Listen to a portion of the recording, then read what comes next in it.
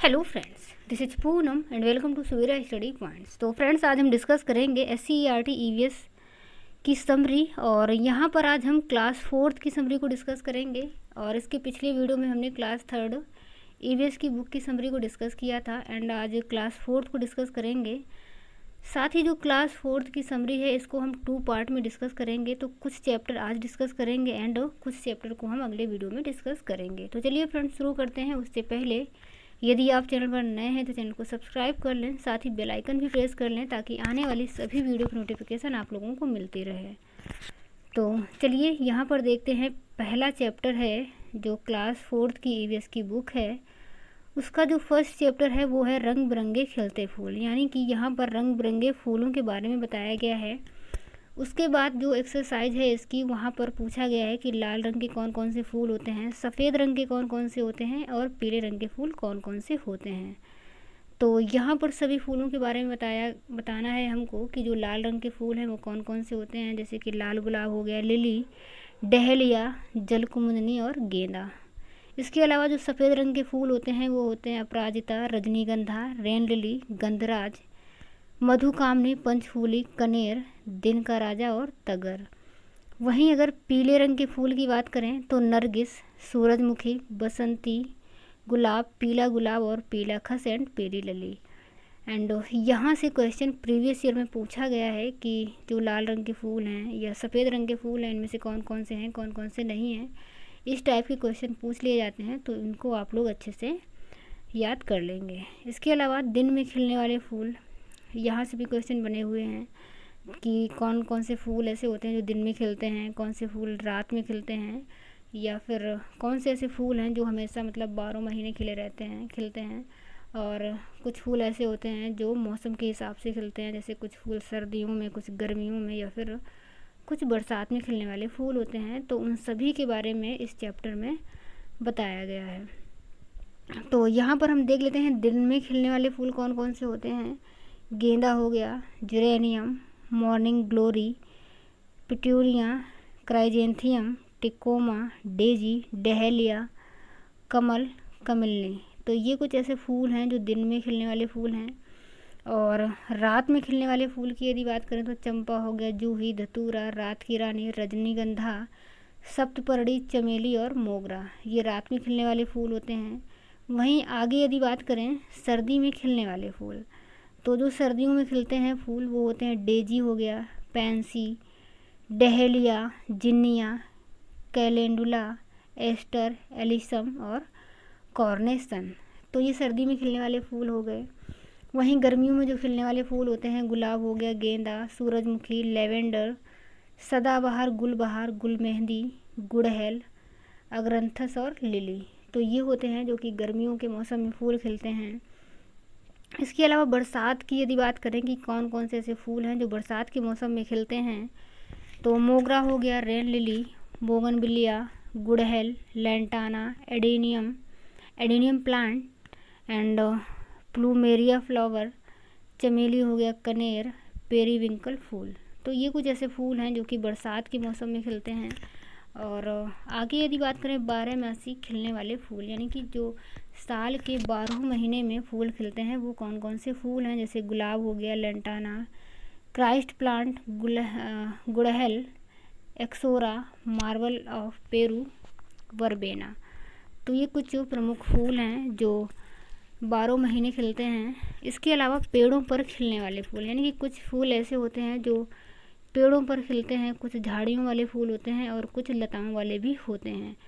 तो यहाँ पर सबसे पहले देख लेते हैं पेड़ों पर खिलने वाले फूल। तो कचनार हो गया, अमलतास, जरूल, सेलम, पलास, गुलमोहर, हर सिंगार हो गया जिसे परिजात भी कहते हैं, गलगल और बोटल ब्रुश एंड परिभद्रा, सीता अशोक, चंपा, बसंत रानी और नील मोहर। तो ये कुछ ऐसे फूल हैं जो कि पेड़ों पर खिलने वाले फूल हैं।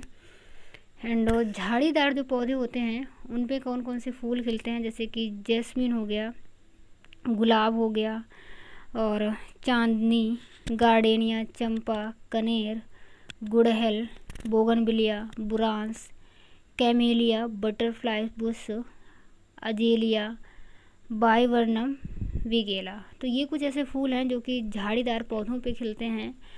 तो यहाँ से भी क्वेश्चन पूछा जा सकता है, मतलब पूछा गया हुआ है कि कौन कौन से फूल हैं जो झाड़ीदार पौधों में खिलते हैं। इसके अलावा लताओं पर खिलने वाले फूल, तो लताओं पर खिलने वाले फूलों को भी देख लेते हैं।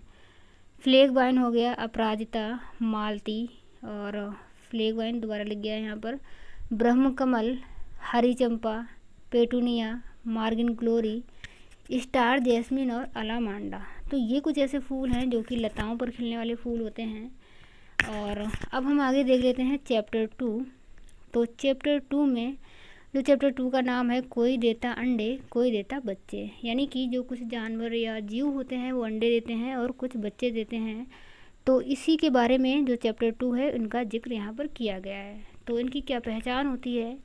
जिन जंतुओं के शरीर पर बाल होते हैं तथा कान बाहर होते हैं वे बच्चे देते हैं, यानी कि कुछ जीव जंतु ऐसे होते हैं जिनके शरीर पर बाल होते हैं और कान जो है वो बाहर की तरफ होते हैं, तो वे बच्चे देते हैं। और जो बच्चे देने वाले होते हैं उन्हें स्तनधारी कहते हैं। तो बच्चे देने वाले कौन कौन से जीव हो सकते हैं? जैसे कि मनुष्य हो गया, गाय, भैंस, बकरी, तो ये सभी बच्चे देते हैं।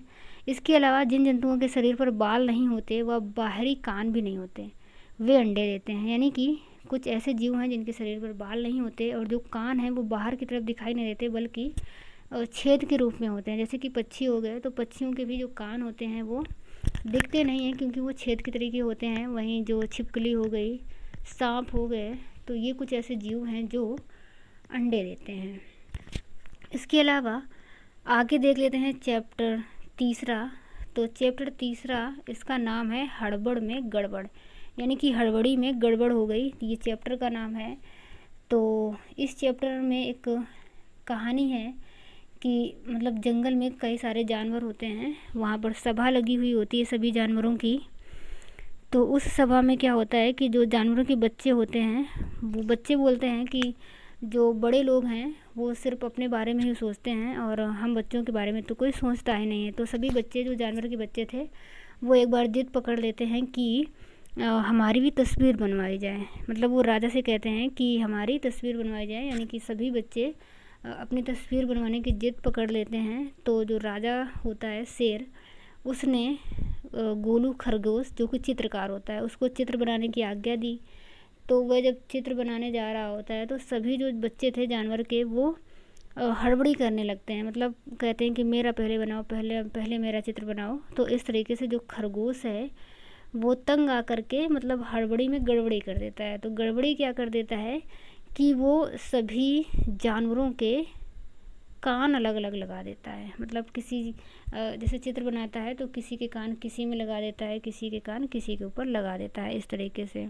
जैसे जिराफ में लगा देता है हाथी के कान, तो इस तरीके से सभी के कान अदला बदली वो कर देता है। तो ये हड़बड़ी में गड़बड़ी हो जाती है। तो यहाँ पर कानों को उसने अलग अलग कर दिया, यानी कि यहाँ पर मेन जो मकसद था इस चैप्टर का वो ये था कि बच्चों को कान के बारे में बताना। तो यहाँ पर फिर बच्चों को कान के बारे में बताया जाता है। तो कुछ जानवर या जीव ऐसे होते हैं जिनके कान बाहर होते हैं। तो कौन कौन से ऐसे जानवर हैं जिनके कान बाहर होते हैं? तो वो होते हैं जैसे गाय, भैंस, मनुष्य, शेर, चीता, बिल्ली, हिरन, सूअर, जिराफ और हाथी। तो ये कुछ ऐसे जानवर हैं जिनके जो कान हैं वो बाहर होते हैं एंड जिनके कान बाहर नहीं होते। ऐसे कौन कौन से जीव होते हैं? तो पक्षी हो गया, मेढक, चींटी, सांप, मगरमच्छ, मछली और छिपकली। तो ये ऐसे जीव होते हैं जिनके जो कान हैं वो बाहर दिखाई नहीं देते। तो इस चैप्टर में मेनली यही था कि कान के बारे में बताया गया है कि कौन कौन से जीव होते हैं जिनके कान बाहर होते हैं और कौन कौन से जीव होते हैं जिनके कान बाहर नहीं होते। एंड एक नोट पॉइंट है कि जानवरों के ऊपर जो डिजाइन होते हैं वो उनके बालों के कारण होते हैं। ये क्वेश्चन काफ़ी ज़्यादा पूछा जाता है, सीटेट में भी कई बार पूछा गया है और यहाँ पर भी आपसे पूछा जा सकता है। तो इसको आप लोग याद रखेंगे कि जो जानवरों के ऊपर जो डिज़ाइन दिखते हैं वो उनके बालों के कारण होते हैं। इसके अलावा अगला चैप्टर है चैप्टर 4। इसमें त्यौहार एवं भोजन के बारे में बताया गया है। तो यहाँ पर एक पैराग्राफ था जो काफ़ी इम्पोर्टेंट था, उसको हमने यहाँ पर ले लिया है क्योंकि भोजन की यदि बात करें तो भोजन को हमने पिछले जो एनसीईआरटी थी क्लास 3 की उसमें डिस्कस कर लिया था कि कहाँ पर क्या प्रसिद्ध है, तो यहाँ पर उसको हमने मेंशन नहीं किया है, लेकिन कुछ इम्पोर्टेंट पॉइंट हैं इस चैप्टर से जो हमने ले लिए हैं। जैसे कि जो सिखों के पूजन स्थल को गुरुद्वारा कहा जाता है, और सिखों के जो 10वें गुरु थे गुरु गोविंद सिंह, उनका जन्म पटना साहिब में हुआ था। वहाँ एक बहुत बड़ा गुरुद्वारा है जो तख्त हरमंदिर साहब कहलाता है।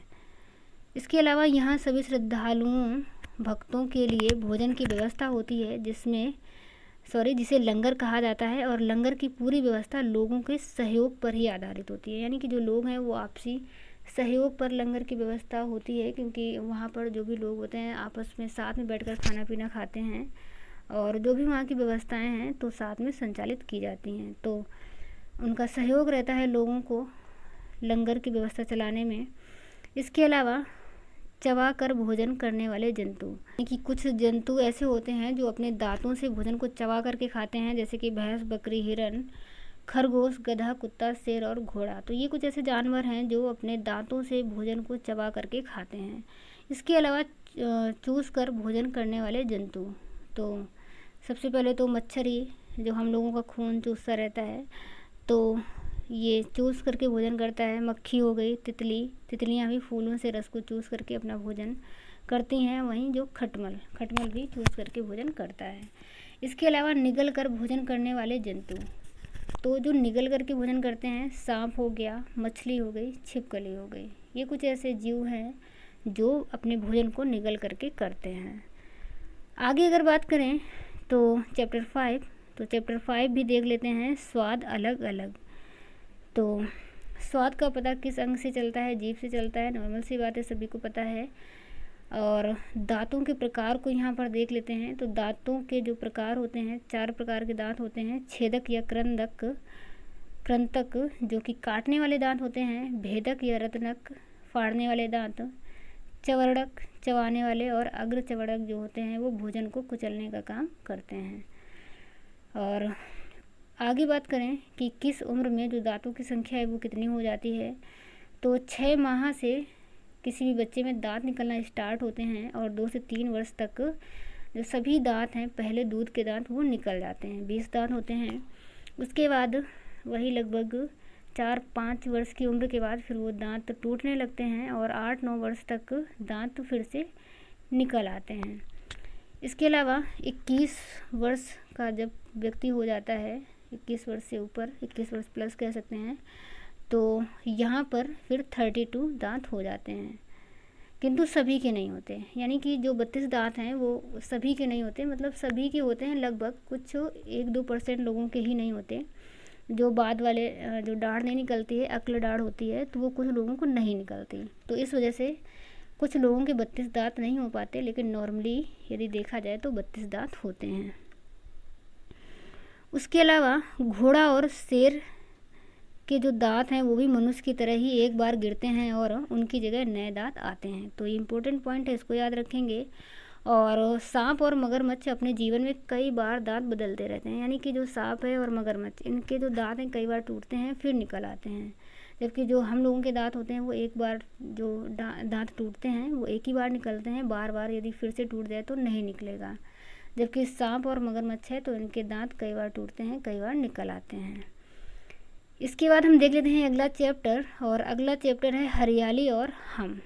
तो यहाँ पर हरियाली के बारे में बताया गया है, यानी कि पेड़ पौधों के बारे में। तो हम जो ऑक्सीजन लेते हैं वो हमें पेड़ों द्वारा मिलती है, और पेड़ कार्बन डाइऑक्साइड को अवशोषित करते हैं, जिससे वातावरण शुद्ध रहता है। यानी कि जो पेड़ पौधे होते हैं वो ऑक्सीजन को छोड़ते हैं और कार्बन डाइऑक्साइड को ऑब्जर्व कर लेते हैं, जिसके कारण जो वातावरण है वो शुद्ध रहता है।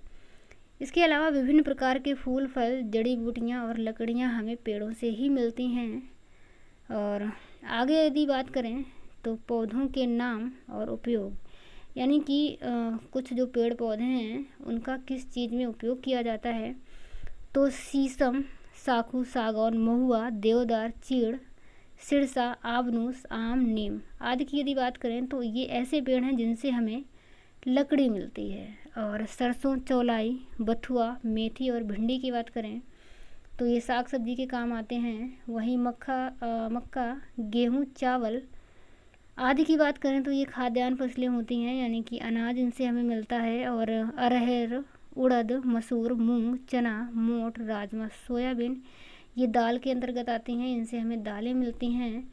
और तुलसी, पुदीना, मेथी, सौंफ, धनिया, अदरक, अमलतास, अर्जुन, अशोक, कचनार, जामुन, नीम और नीलगिरी। तो ये कुछ ऐसे पेड़ पौधे हैं जिनसे हमें औषधि की प्राप्ति होती है। और पपीता, नींबू, अंजीर, आम, अमरूद, जामुन, सेब, संतरा, तो ये फल होते हैं, सभी जानते हैं। इसके अलावा आगे हम बात कर लेते हैं खेजड़ी वृक्ष की, तो जो कि काफ़ी इम्पोर्टेंट है खेजड़ी वृक्ष, क्योंकि जो खेजड़ी वृक्ष है इससे रिलेटेड एक प्रचलित कहानी भी है। तो पहले यहाँ पर हम खेजड़ी वृक्ष के बारे में जान लेते हैं, उसके बाद फिर हम जो कहानी है उसको भी बता देंगे। तो जो खेजड़ी वृक्ष है ये राजस्थान के खेजड़ली गांव में स्थित है और कम पानी वाले स्थान में ये पाया जाता है, क्योंकि जो राजस्थान है वहाँ पे वैसे भी कम पानी ही है। और इसकी जो लकड़ी है वहाँ उसमें कीड़ा नहीं लगता। इसकी छाल से दवा भी बनाई जाती है, यानी कि इसकी जो छाल है वो दवा बनाने के काम आती है।